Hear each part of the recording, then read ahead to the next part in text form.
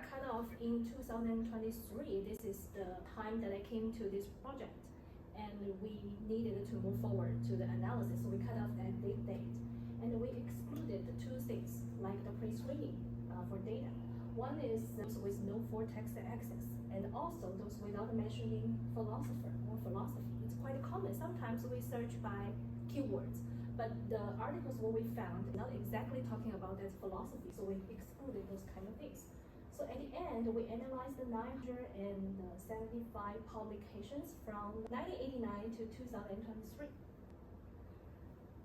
And of these 975 publications, 675 journal articles, 208 master's theses, 83 doctoral dissertations, and 7 conference proceedings, and only 2 books listed. I need to explain why book listed. In China, all the books are published and released by presses and the printing houses. So CMK didn't involve boxes. And these 2 boxes there is really rare, maybe for some special issues. It's not common.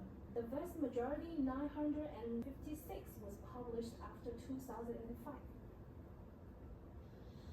And we used a manual approach instead of like technology or some tools in coding and analysis because of rich embedded in history, philosophy, semantics, culture, literacy, and translation.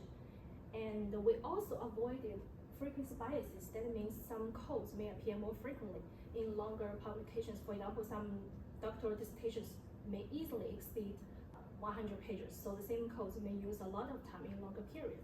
To avoid this, we use the same code only once in any publications. And these codes were based on names of philosophers and also the school of philosophy and the key texts like I Ching or something.